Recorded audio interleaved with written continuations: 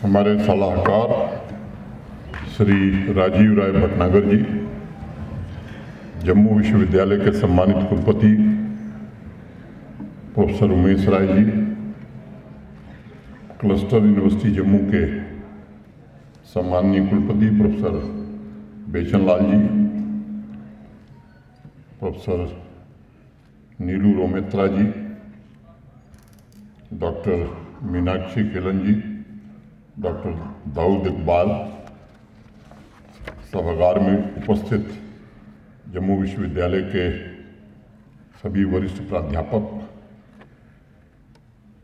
विभिन्न विश्वविद्यालयों से आए हुए प्राध्यापक, प्रशिक्षक और सौहार्द में हिस्सा ले रहे अलग अलग विश्वविद्यालयों से आए हुए सभी खिलाड़ी, देवियों, सज्जनों और मित्रों, इस 3 दिवसीय चैंपियनशिप में मैं सभी नौजवान खिलाड़ियों का हृदय से अभिनंदन करता हूं और अलग अलग विधाओं में आयोजित हो रहे टूर्नामेंट के लिए उन्हें ढेर सारी शुभकामनाएं भी देता हूं। एक छोटा वाक्य मैं कह करके अपनी बात शुरू करूंगा। ये 3-4 साल पहले एक खबर मैंने अखबार में पढ़ी। एक इन्वेस्टमेंट फर्म के बड़े अधिकारी कुछ विद्यार्थियों से चर्चा कर रहे थे और बात स्वाभाविक रूप से मैनेजमेंट के सिलेबस की हो रही थी। उन्होंने विद्यार्थियों से पूछा, क्या आप लोगों को कोई ऐसी किताब पढ़ाई जाती है जो physical, emotional health, learning, efficiency, character building तीनों में आपकी मदद कर रही है? तो सभी विद्यार्थियों ने कहा कि नहीं साहब, ऐसी कोई किताब सिलेबस में नहीं रिकमेंड की गई है। तब उन्होंने विद्यार्थियों से कहा कि दरअसल वह किताब न सिलेबस में मिलेगी और न ही लाइब्रेरी में मिलेगी। वह किताब तो केवल खेल के मैदान में मिलेगी। और मैं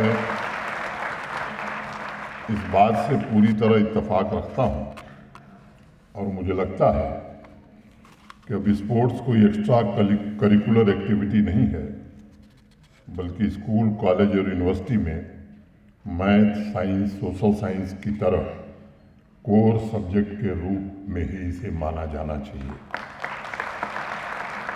स्पोर्ट्स वह माध्यम है जो हमारे नौजवानों को साहस देता है, उनके सामने नए लक्ष्य तय करता है और उन लक्ष्यों को प्राप्त करने के लिए मार्ग भी प्रशस्त करता है। अगर आप हमारे देश में या दुनिया के शैक्षिक इतिहास को भी उठा करके देखेंगे तो शिक्षा का मतलब मात्र किताबों तक सीमित रहना नहीं रहा है। 3500 वर्ष पूर्व, 3500 साल पहले, जब पश्चिमी देश स्टोन एज में जी रहे थे, तब हमारे देश की सभ्यता और संस्कृति नए शिखर को छूती थी। उस समय गुरुकुल पद्धति में सिर्फ ये रटे रटाए काम नहीं होते थे, बल्कि योद्धा, वॉरियर तैयार किए जाते थे।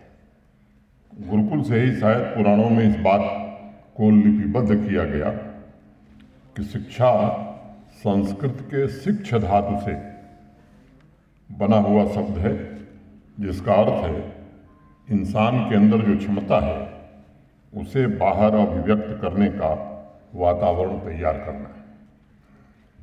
अगर आधुनिक समय की मैं बात करूं, मॉडर्न एज की, तो एजुकेशन शब्द की जो उत्पत्ति है 15वीं शताब्दी के मध्य से लैटिन भाषा के एजुकेट्स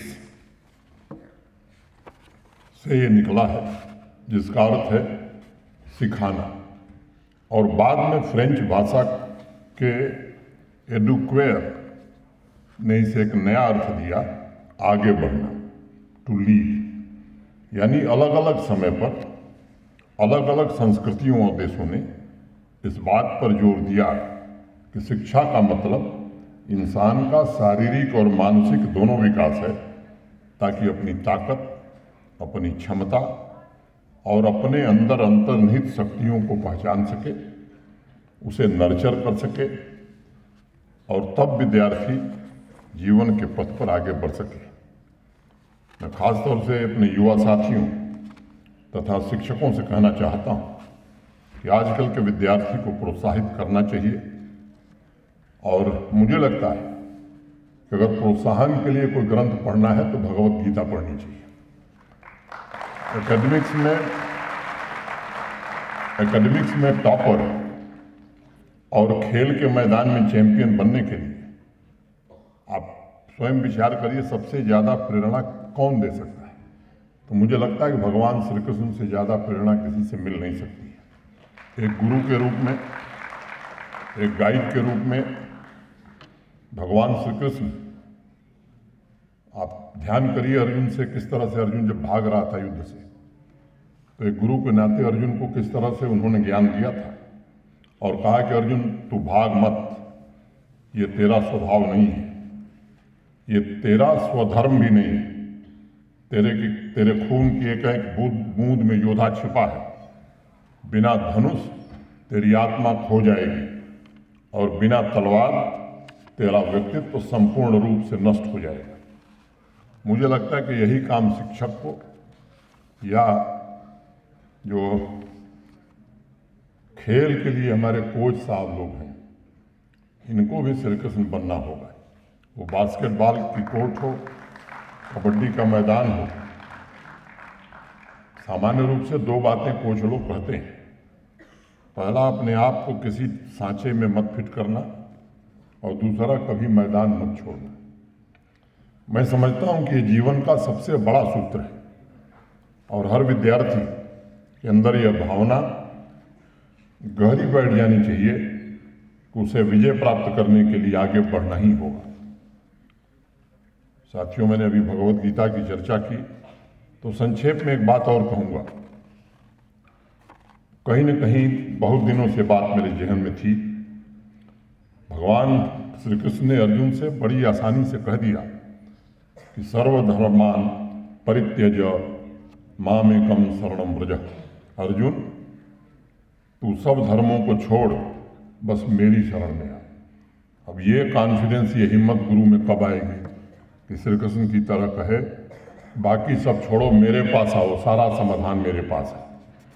मुझे लगता है कि आत्मविश्वास की ये पराकाष्ठा है। एक गुरु कितनी हिम्मत करके अपने शिष्य को कहता है कि तू सब कुछ छोड़ दे, मेरी शरण में आ।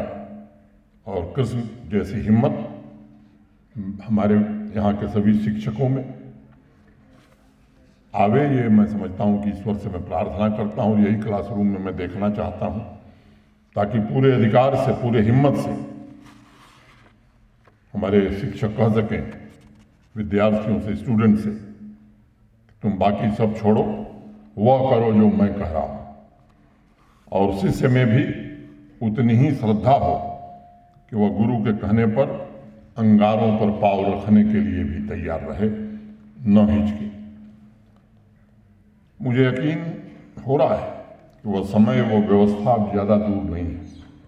भारत के सम्माननीय प्रधानमंत्री जी ने सभी विद्यार्थियों को, अध्यापकों को, कुलपतियों को एक बड़ा उपहार दिया है।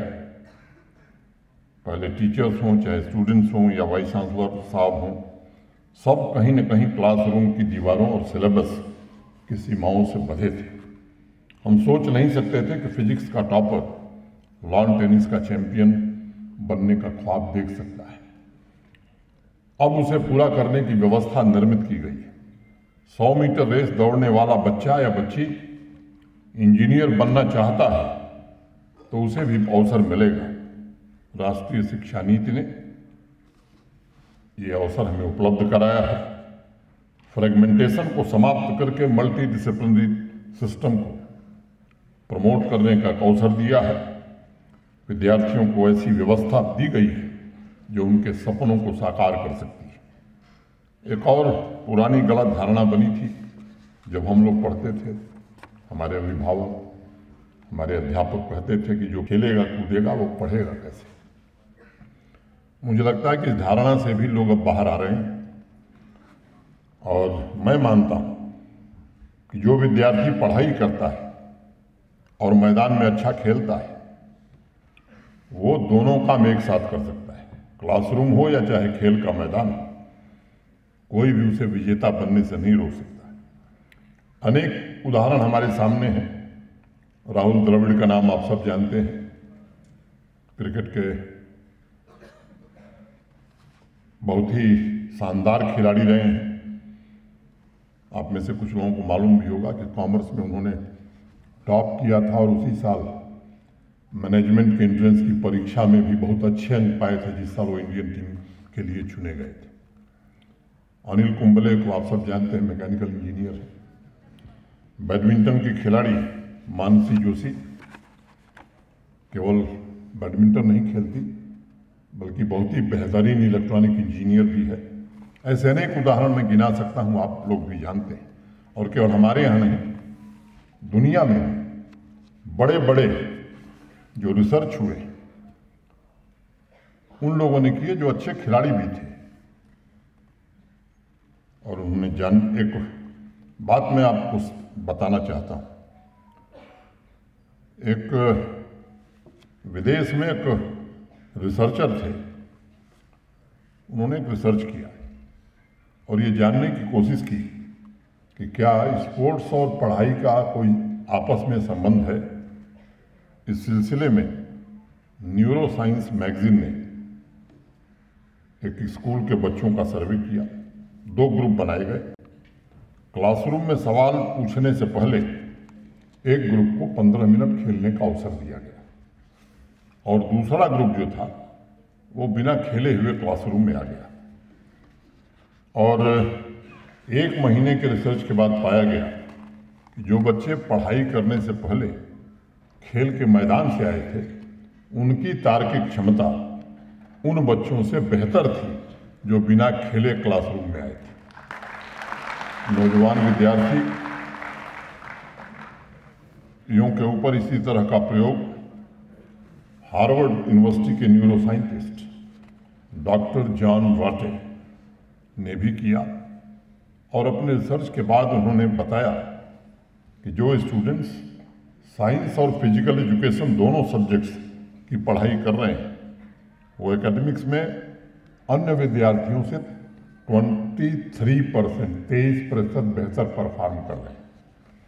और ये रिसर्च के पश्चात उन्होंने कहा और अनेक लोगों ने, दुनिया के विद्वान लोगों ने ये कहा है कि sports is a miracle for brain. और मैं समझता हूँ कि इसके पीछे वैज्ञानिक कारण है, साइंटिफिक रीजन है। स्पोर्ट्स एक्टिविटीज हमारे ब्रेन सेल्स को मजबूती से इकट्ठा रखती हैं और हिपोकैम्पस, जिसे सेंटर ऑफ लर्निंग कहा जाता है, वह नए नर्व सेल्स को क्रिएट करती है।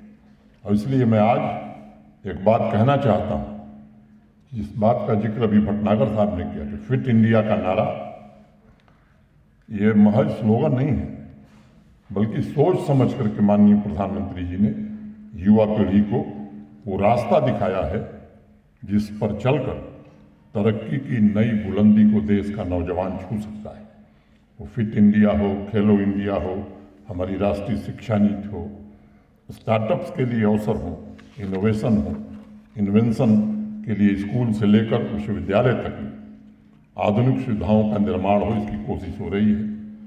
यह सभी युवाओं के बेहतर भविष्य के लिए किया जा रहा है ताकि आप सिर्फ डिग्री लेकर कॉलेज और विश्वविद्यालय से न निकलें बल्कि आपका व्यक्तित्व एक ऐसे योद्धा का बने जो अपनी इंडिविजुअलिटी और अपनी इंडिपेंडेंट थिंकिंग से केवल आपका भविष्य नहीं बल्कि जम्मू कश्मीर और देश का भविष्य भी बना सके। अंत में मैं अपनी बात समाप्त करने से पहले एक छोटी घटना का जिक्र मैं करूंगा। आप में से कुछ लोगों ने इसे सुना होगा।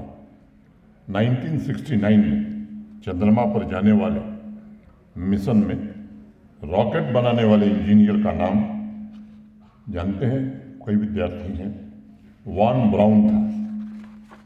मिशन के कई साल बाद 1975 में उनका एक इंटरव्यू छपा और पत्रकार ने पूछा ब्राउन से कि आपको उस समय कैसा लग रहा था जब पहली बार आपके रॉकेट की वजह से इंसान चंद्रमा पर पहुंचा था। जानते हैं मित्रों, ब्राउन का जवाब क्या था? उसने कहा कि मेरे मन में एक ही ख्याल आया था कि डिक्शनरी में जो इम्पॉसिबल शब्द है इसे सदा सर्वदा के लिए हटा देना चाहिए।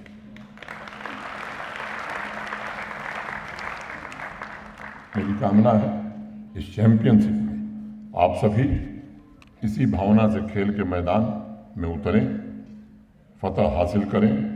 अंत में दो पंक्तियां कह के, कभी से पांव के छाले न देख, अभी से पांव के छाले न देखो, अभी यारों सफर की इब्तिदा है, अभी यारों सफर की इब्तिदा है।